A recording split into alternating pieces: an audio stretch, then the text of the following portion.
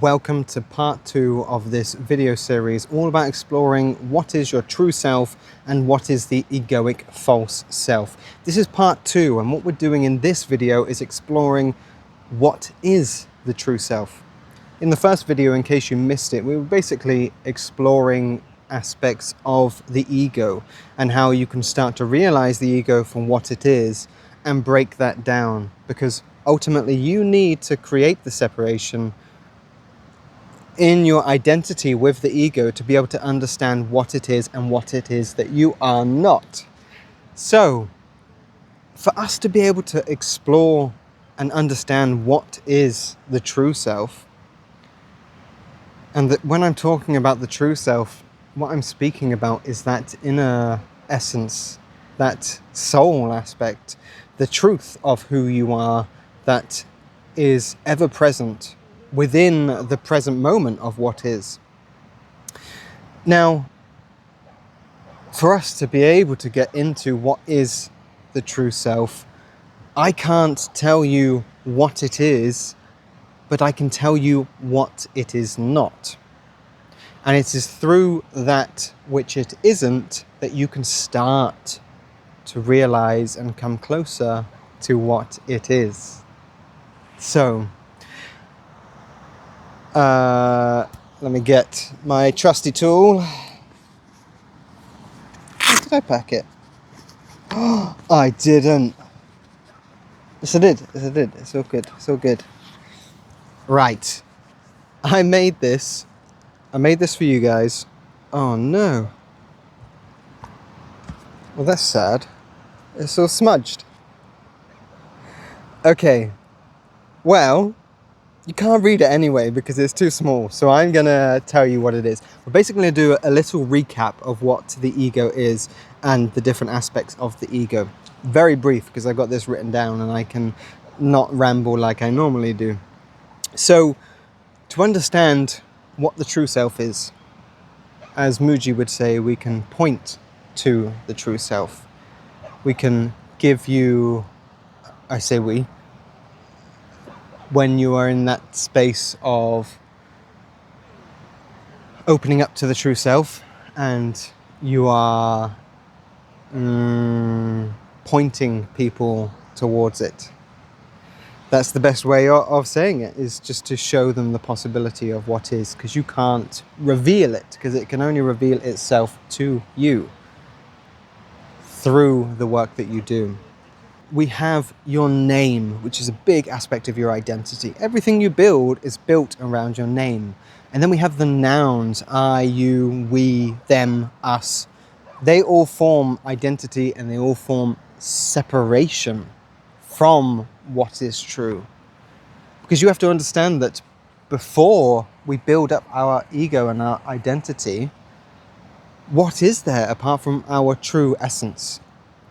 As we come into this world, as we are born within the truth of who we understand ourselves to be. Let me just show you. Can you see that beautiful sun? There it is. Look at that sunset. I can't show you all the time because I'm trying to keep the wind away from the mic. Okay, so beyond our name, beyond our nouns, when we come here, we are that pure essence that is just here experiencing and witnessing experience and just playing with it.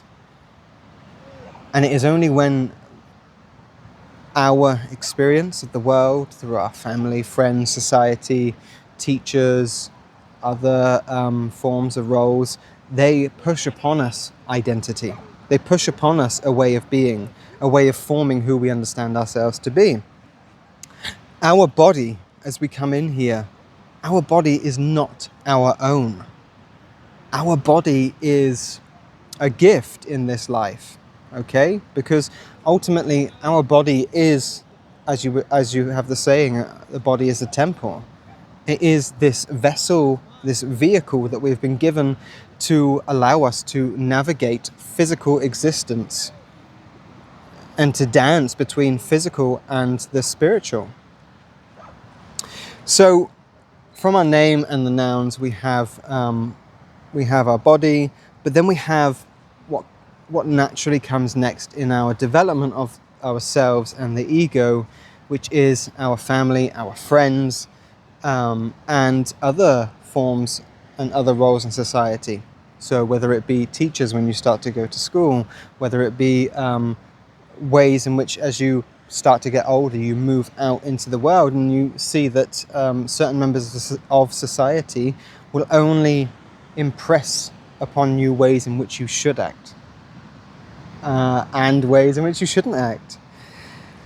And beyond these roles that we create, and this obviously goes into more depth in terms of family and friends, because within the role of the family we have the father, we have the mother, we have the daughter, we have the son, we have the aunt, we have the uncle, and each of them come with their own expectations and their own ideas formed from society that are impressed upon you. And within each of those roles, within the father, they impress upon you their own personal projections of what the ego should be. There's no end to where where your ego is being formed, except when you get to a certain age where that imprint starts to finish its role, to finish its stage of. It's almost like building a house, and you start with a foundation, and that foundation forms all your beliefs, all your patterns, everything that you believe is right, everything you believe is wrong, which is just perceived belief in right and wrong. And then as you get to that point where you've built the foundation, everything that's on top has to go with the form of what the foundation has given you. And it is the same in our lives, because those critical years, as we spoke in the last video, of 0 to 7, 0 to 9, you could even say pre-birth as you're in the womb as well, they form those beginning patterns for you. And I know I'm repeating a lot of what I said in the first video. I'm going to finish slightly soon. After we get past the idea of looking, how we project our reality into right and wrong, the more we start to develop those aspects of ourselves which we can look at the world as right or wrong. We can start to form our moral beliefs. We then start to step out, and we start to build collective identities that go beyond the individual self. And whether we form that within the idea of our nationality, our country, where we were born, our geological factors all play a role in expanding this idea of who we understand ourselves to be. Even what we perceive as our purpose. What we perceive as our purpose, and even the struggle to find our purpose, is an aspect of our ego and our identity in creation of a separate self. Yes, my guy. And all of these roles start to build the form of your separate identification. And how it is expressed is through what you project into the world and what you project internally. And for this, we have to understand a couple of ideas about our reality to get closer to the truth of what is the true self and what ultimately is the egoic false self. And we have to understand that, and if this is new to you, take it with a pinch of salt, but the world that we experience is almost entirely made up of energy. Our forms of consciousness is energetic information that is expressed, and ultimately that expands into what we understand as a material existence. Everything that we know that we feel and we have believed to this point to be material is almost entirely made up of energy. It is this information that we can start to break down and go, well, how can I understand this to be? For one, because I feel it, and this is physical as far as I'm concerned. I can feel it. I can experience it with all manners of my senses. But then we have to understand that all of our senses, our senses are again projections into this reality. And you can look at it as a holographic reality, you can look at it as a simulation, whatever you want. I believe it is much more of a sacred existence, and we only start to build an idea of what is possible in our minds from what we understand in reality. We're moving into the largely technological age, and the expansion is upon us now massively.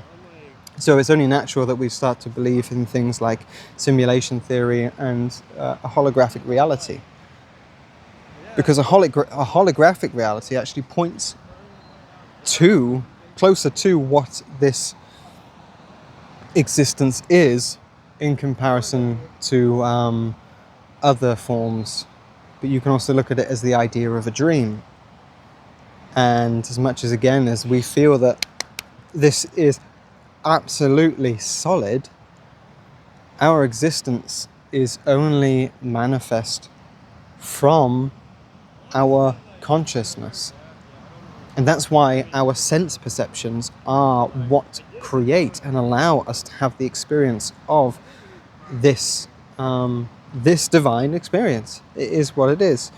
And that's why it's so important that we understand that the body is the vehicle for this experience. And I won't detract, but I was going to say it's so important for us to take care of our body, which is something that I'm coming into understanding a lot more as I move forward on this journey. So I spoke about the physical and the energetic, or the physical and the spiritual.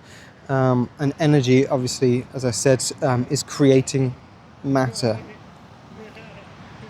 And then, as I spoke briefly about in the last video, we have our thoughts, okay, which again are not our own. Our thoughts are attracted to us, determined by our will, by our intention, and it is within within the realm of thought, that we can help move our will and help manifest our actionable reality. And we do that through our intentions. But we have to understand that we are constantly on the go. We are constantly engaging in thoughts, largely which we believe to be our own. I was crossing the beach today from where I am staying in North Goa in India.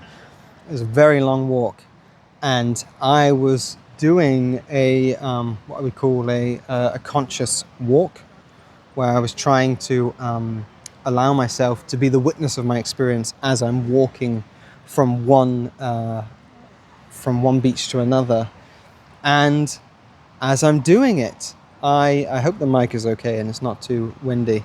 As I was doing it, I just kept falling into thought, which was I associated as my own. And as much as I'm here to share this information, I am no way developed to the point in which I can create that separation entirely. I think that's a lifetime of work for many of us to be able to do it. But do it, we have to. Do it, we must, to be able to create that separation. And to continue that example, as I was walking across the beach, it wasn't just the thoughts that I was getting caught into, but it was also the form of reality. So as I was walking,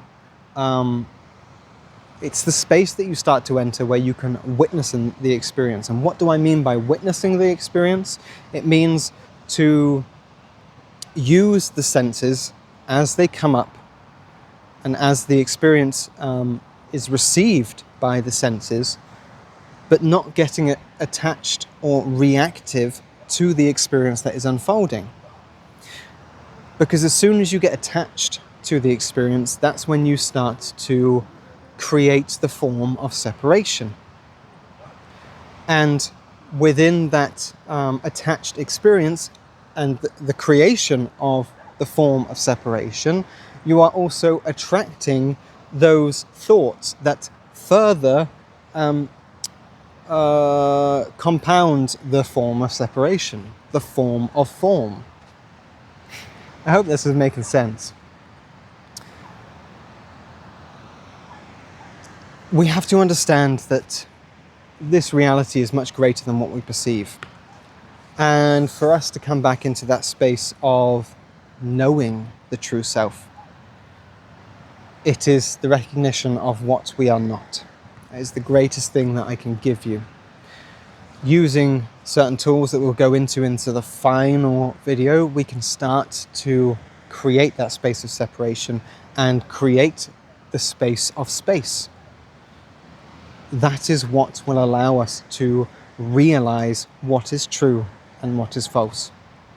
And when we realize what is false, we let go of that attachment and we allow it to play out if it needs to play out. And we allow it to be if it needs to be. So, before I finish, I want to go and talk briefly about the idea of doing and being. When we are moving through our lives, through this experience that we understand, when we are unconscious throughout this experience, we are largely acting from a place of doing, doing the same thing. Our experience requires us to do, to move, to exist, to manifest, to create in this world. But for the large part of what we do, it is unconscious. It comes from those built-in patterns that the ego has created that allows us to essentially move and navigate in the world. But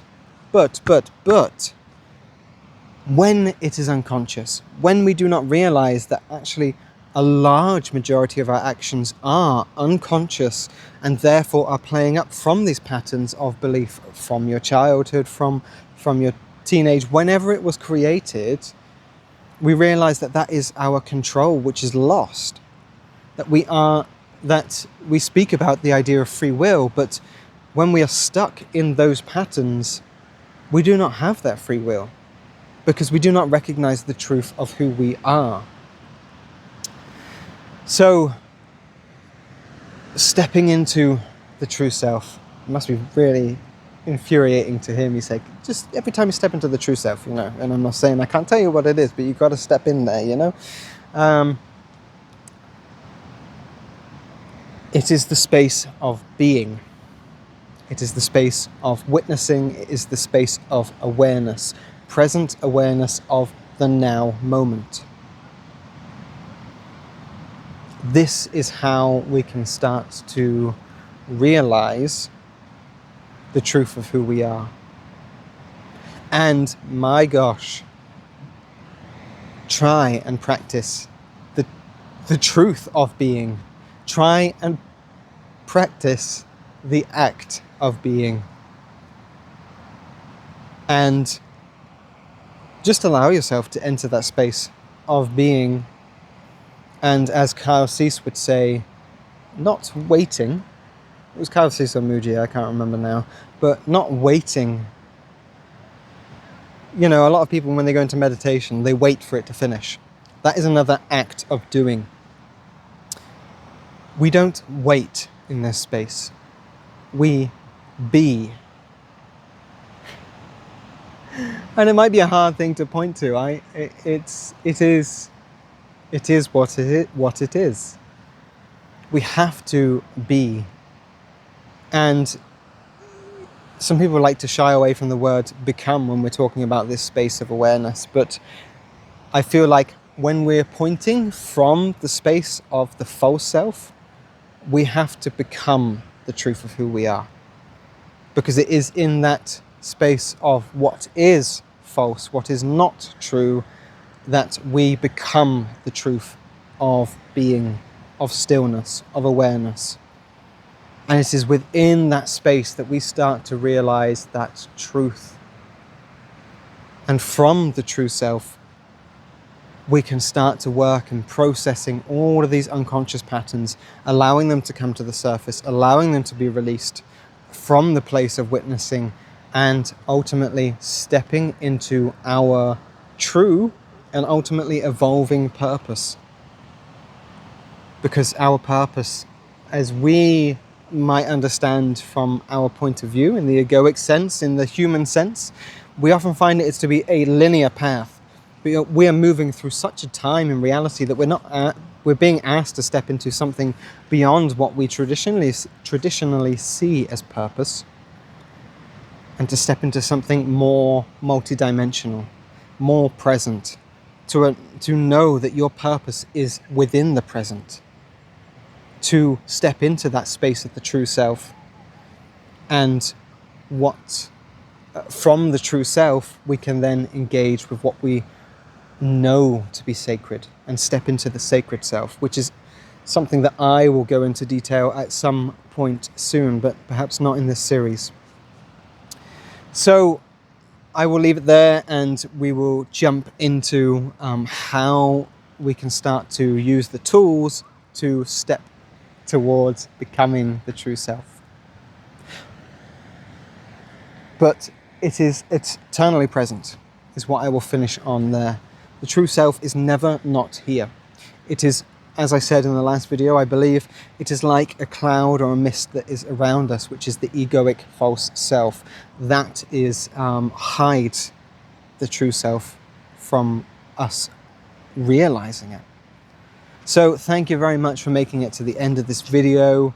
I look forward to seeing you in the next one. And if you haven't watched the previous video, go back and just give it a listen, because that goes into the ego, and it'll give you a bit more of certain boundaries that we can start to realize what is and what isn't. And yeah, beyond that, I'm starting to be in the final process. I've finished my book, essentially. It's called The Psychic and the Self. And it is a psychic and self-development guide. It is different to how other people might see it and other psychic development guides, because it places a large emphasis on your self-development and how the two are so closely interlinked. And beyond that, I'm also creating a community platform, and this is here to help you step into your true self, help you realize the truth of who you are, and start to action your purpose in this reality. Thank you very much. Have a beautiful day, and I will see you in the next video.